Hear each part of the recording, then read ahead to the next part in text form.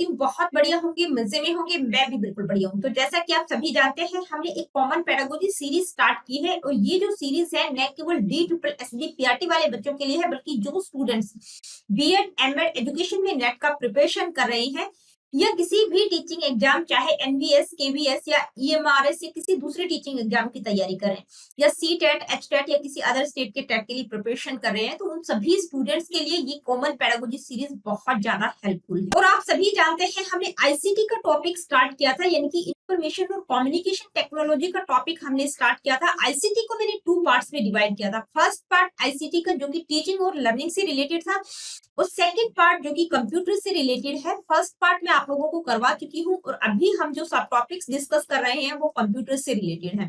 Computer से related मैंने आप लोगों को स्टार्टिंग में बताया था, ये 17 सब टॉपिक्स हम बिल्कुल डिटेल में करेंगे, जिनमें से 12 सब टॉपिक्स हम कवर कर चुके हैं और आज की वीडियो में ये 13 जो सब टॉपिक है उसको हम बिल्कुल डिटेल में समझेंगे। आज की वीडियो में हम बात करेंगे वेब ब्राउजर, वेब सर्वर और सर्च इंजन। यहाँ पर आप लोगों को बताना चाहूंगी कि ये 3 टर्म्स हैं, ये 3 टर्म्स बहुत ज्यादा इंपॉर्टेंट है और इसमें स्टूडेंट सबसे ज्यादा पजल होते हैं कि भी ब्राउजर क्या होता है, सर्वर क्या होता है, इंजन क्या होता है। ठीक है, तो आज की वीडियो में हम इन तीनों ही टर्म्स को समझेंगे। तो सबसे पहले बात करते हैं वेब ब्राउजर की। तो ये वेब ब्राउजर होता क्या है? देखिए, वेब ब्राउजर को आप गेटवे टू द इंटरनेट समझ सकते हैं, यानी कि इंटरनेट की दुनिया में जैसे गेटवे का काम होता है उसी तरह से आप इसको समझ सकते हैं।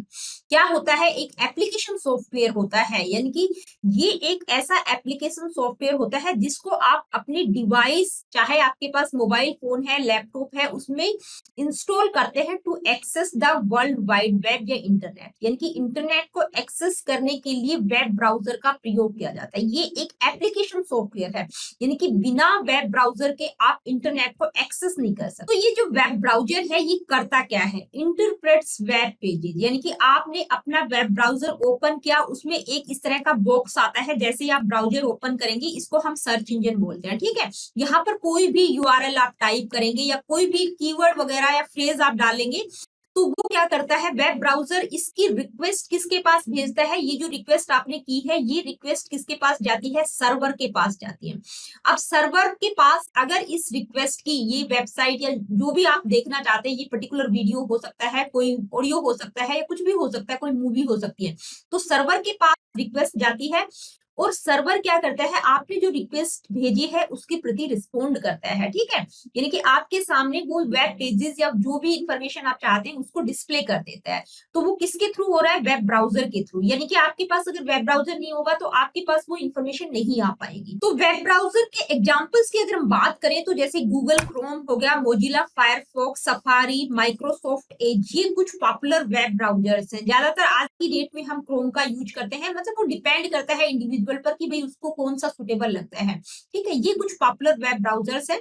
इसके फंक्शन क्या क्या हो सकते हैं, यानी कि ये जो वेब ब्राउजर है क्या क्या सुविधाएं प्रदान करता है? Allows you to search the web, view website, watch videos and interact with web applications. यानी कि इसके द्वारा आप इंटरनेट को एक्सेस कर सकते हैं, कोई भी वीडियो देखना चाहें वो देख सकते हैं, ऑडियो सुन सकते हैं, कोई मूवी देख सकते हैं, कोई भी वेब एप्लीकेशन जो आप यूज करना चाहते हैं, किसी के साथ इंटरेक्ट करना चाहते हैं, तो वो किसके थ्रू कर सकते हैं? Web browser. तो देखिए, वेब ब्राउजर एक गेटवे की तरह होता है, यानी कि एक दरवाजे की तरह होता है जो हमें इंटरनेट की दुनिया में लेकर जाता है। इसको साधारण शब्दों में हम समझ सकते हैं कि भाई वेब ब्राउजर क्या है? एक विंडो है जिसके थ्रू आप इंटरनेट को देख सकते हैं। और वेब सर्वर क्या होता है? जहां पर बहुत सारी इंफॉर्मेशन स्टोर होती है। अब जो वेब ब्राउजर जो है इंफॉर्मेशन को लेकर आता है, वो इंफॉर्मेशन, वो वीडियोस, ऑडियो, जो भी चीजें हैं आप जो सर्च कर रहे हैं, वो कहीं ना कहीं तो स्टोर होती हैं। तो वो कहाँ स्टोर होती है? वो किसी ना किसी पर्टिकुलर वेब सर्वर पर स्टोर होती है। अब हम बात करेंगे वेब सर्वर की। तो ये वेब सर्वर होता क्या है? तो वेब सर्वर क्या होता है? वेब सर्वर को आप एक बिग कंप्यूटर के रूप में देख सकते हैं, जहां पर इंटरनेट का बहुत सारा डेटा सेव होता है। देखिए, इंटरनेट की दुनिया में हम चारों तरफ से डेटा से घिरे हुए हैं, तो इंटरनेट का जो इतना सारा डेटा है, कोई एक इंडिविजुअल तो इसको देख नहीं सकता, इसको सर्व नहीं कर सकता, इसको सेव नहीं कर सकता। तो इसके लिए क्या है? बहुत बड़े बड़े डेटा सेंटर्स बनाए गए हैं। ठीक है, बड़ी बड़ी कंपनियों के अपने अलग अलग डेटा सेंटर्स हैं और एक एक डेटा सेंटर में, यानी कि मान लीजिए ये एक डेटा सेंटर है, इसमें बहुत सारे सर्वर्स लगे हुए हैं, यानी कि बहुत बड़े बड़े कंप्यूटर्स रखे हुए हैं इन बड़े बड़े कंप्यूटर्स को क्या कहा जाता है? सर्वर। ठीक है, एक एक डेटा सेंटर में बहुत सारे सर्वर्स होते हैं जहां पर बहुत सारा डाटा सर्व होता है, तो इनको क्या कहते हैं? Web servers. अब ये वेब सर्वर काम कैसे करता है? देखिए, वेब सर्वर कैसे काम करता है? रिस्पॉन्स टू रिक्वेस्ट, यानी कि when you type a websites address या यूआरएल इन योर ब्राउजर, यानी कि किसी भी वेबसाइट का यूआरएल आप अपने ब्राउजर में टाइप करते हो तो आपकी जो रिक्वेस्ट होती है वो किसके पास जाती है? वेब सर्वर के पास, which then send back the web pages. यहाँ पर आप इस इमेज से बिल्कुल क्लियरली समझ जाएंगे, यानी कि आपने अपने ब्राउजर से कोई भी रिक्वेस्ट सेंड की, वो रिक्वेस्ट किसी ना किसी पर्टिकुलर वेब सर्वर के पास जाती है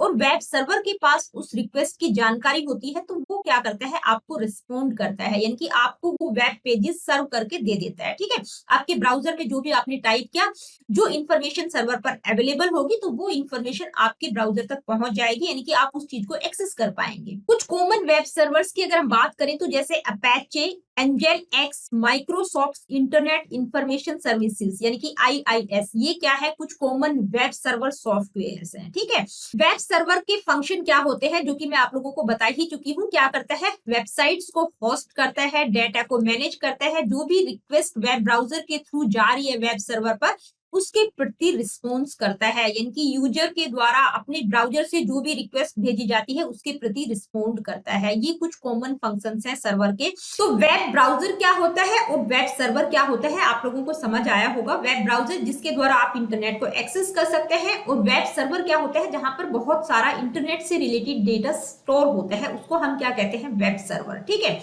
अब यहाँ पर एक बात बताना चाहूंगी, वेब ब्राउजर को हम क्लाइंट भी कह सकते हैं। ठीक है, क्लाइंट, ठीक है, क्लाइंट के नाम से भी हम जानते हैं। तो अब एक साधारण से शब्दों में बहुत ही सिंपल तरीके से इन दोनों टर्म्स का डिफरेंस क्लियर करने की कोशिश करती हूँ ताकि आपको किसी प्रकार का कोई डाउट ना रहे। अब देखिए, एक एग्जांपल से इसको समझते हैं। मान लीजिए आप हैं, आप किसी एक मोबाइल शॉप पर जाते हैं, तो बेसिक सी बात है कि भाई मोबाइल शॉप पर आप जा रहे हैं तो वहां पर बहुत तरह के अलग अलग तरह के मोबाइल्स आपको देखने को मिलेंगे।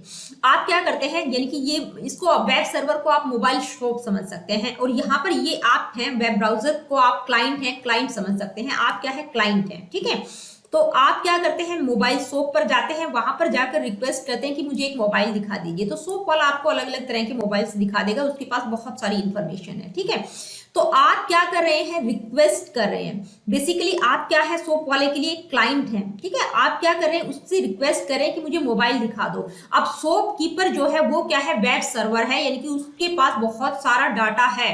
वो आपको क्या करता है? आपकी रिक्वेस्ट के प्रति रिस्पोंड करता है। तो आप क्या है? क्लाइंट है, और जो वेब सर्वर है वो क्या है? सर्वर है। मोबाइल शॉप वाला क्या है? सर्वर है, जिसके पास बहुत सारा डाटा स्टोर है। तो ये क्या है? रिक्वेस्ट और रिस्पॉन्स होता है, यानी कि आप क्या है? क्लाइंट हैं, आप किससे रिक्वेस्ट कर रहे हैं? शॉपकीपर से। शॉपकीपर यहाँ पर आप वेब सर्वर को समझ सकते हैं। ठीक है, जिसके पास बहुत सारा डाटा स्टोर होता है। तो बिल्कुल सेम इसी तरह से इंटरनेट की दुनिया में होता है, यानी कि क्लाइंट क्या होता है? वेब ब्राउजर होता है, जो इंफॉर्मेशन को एक्सेस करना चाहता है। अब वो रिक्वेस्ट किसके पास भेज रहा है, यानी कि क्लाइंट किसके पास रिक्वेस्ट भेजता है? वेब सर्वर के पास। वेब सर्वर क्या करता है? आपने जो भी रिक्वेस्ट भेजी है उस रिक्वेस्ट के प्रति रिस्पॉन्स करता है, यानी कि वो उन वेब पेजेस को आपके सामने डिस्प्ले कर देता है। आई होप वेब ब्राउजर क्या होता है, वेब सर्वर क्या होता है, और ये दोनों किस तरह से काम करते हैं, दोनों टर्म्स में क्या डिफरेंस होता है, आई होप कि आप लोगों को बिल्कुल अच्छे से समझ आ गया होगा। फिर भी किसी प्रकार का कोई डाउट है तो मुझसे कमेंट करके आप पूछ सकते हैं। आगे बढ़ते हैं, अब हम बात करेंगे सर्च इंजन की। सर्च इंजन क्या होता है? देखिए, सर्च इंजन क्या है? एक इंफॉर्मेशन रिट्रीवल सिस्टम होता है, यानी कि एक वेब बेस्ड टूल है, ऑनलाइन टूल होता है, या इसको हम सॉफ्टवेयर प्रोग्राम कह सकते हैं, जिसके द्वारा आप किसी भी इंफॉर्मेशन को सर्च कर सकते हैं। अब ये जो सर्च इंजन होता है ये कैसे काम करता है? मान लीजिए क्या होता है कि भाई आपके पास कोई भी वेब ब्राउजर है, ठीक है, आपने अपने वेब ब्राउजर में किसी भी वेबसाइट का यूआरएल टाइप किया, यानी कि या कोई कीवर्ड डाला या कोई फ्रेज डाला, तो वो मान लीजिए आपने डाला यहाँ पर एजुकेशनल साइकोलॉजी। ठीक है, इस बॉक्स में आपने लिखा एजुकेशनल साइकोलॉजी। तो जो सर्च इंजन है, अब यहाँ पर मैं किसकी बात कर रही हूँ? वेब ब्राउजर की, यानी कि जो वेब ब्राउजर होता है उसमें एक सर्च का बॉक्स आता है। ठीक है, जैसे क्रोम आपके पास है तो क्रोम का जो सर्च इंजन है वो क्या है? गूगल है। अगर आप माइक्रोसॉफ्ट एज यूज कर रहे हैं तो उसका सर्च इंजन क्या है? बिंग है। ठीक है, तो हम ज्यादातर क्रोम का ही यूज करते हैं, तो मेरे पास क्या है? गूगल। ठीक है, तो मैं क्या करती हूँ? गूगल को हम सब जानते हैं, ठीक है। एक सर्च इंजन है जो किसी भी तरह की इंफॉर्मेशन को सर्च करके आपके सामने ला सकता है। तो मैंने अपने सर्च इंजन में क्या डाला, यानी कि इस बॉक्स में डाला एजुकेशनल साइकोलॉजी। तो गूगल क्या करेगा, एजुकेशनल साइकोलॉजी से रिलेटेड जितनी भी वेबसाइट्स हैं वो उनको बिल्कुल एक तरह से उससे रिलेटेड डाटा को गैदर करता है, स्कैन करता है और एक ऑर्गेनाइज्ड इंडेक्स फॉर्म में आपके सामने बिल्कुल परोस कर रख देता है। बिल्कुल बहुत सारी वेबसाइट्स आपके सामने आ जाती हैं एजुकेशनल साइकोलॉजी से रिलेटेड। तो ये जो सर्च इंजन होता है ये कैसे काम करता है, इंडेक्सिंग एंड क्राउलिंग कैसे करता है, किस तरह से इंडेक्स करता है। इसमें ऑटोमेटेड प्रोग्राम्स होते हैं। वो क्या करता है, सर्च इंजन क्या करता है, पहले उस इंफॉर्मेशन को, कोई भी कीवर्ड आपने टाइप किया एजुकेशनल साइकोलॉजी एजुकेशन, उससे रिलेटेड इंफॉर्मेशन को स्कैन करता है, डेटा को गैदर करता है, जो भी वेब पेजेस होते हैं उनको एक ऑर्गेनाइज्ड इंडेक्स फॉर्म में आपके सामने ला देता है, ठीक है। कीवर्ड सर्च के द्वारा भी हम चीजों को सर्च करते हैं, मैंने अभी आप लोगों को बता ही दिया है। एग्जाम्पल्स की अगर हम बात करें तो गूगल हो गया, बिंग हो गया, याहू हो गया, डक डक गो हो गया, ये क्या है, ये कुछ पॉपुलर सर्च इंजन है। तो दोस्तों वेब ब्राउजर, वेब सर्वर और सर्च इंजन क्या होता है, इन तीनों टर्म्स का डिफरेंस आप लोगों को क्लियर हो गया होगा। किसी प्रकार का कोई क्वेश्चन क्वेरीज हो तो आप मुझसे कमेंट करके पूछ सकते हैं। अगर वीडियो सेशंस आप लोगों को पसंद आते हैं तो लाइक, शेयर और चैनल को सब्सक्राइब कर सकते हैं। मिलती हूँ आप लोगों से अपनी अगली वीडियो में। अगली वीडियो में इसी सीरीज का एक और सब टॉपिक हम डिस्कस करेंगे।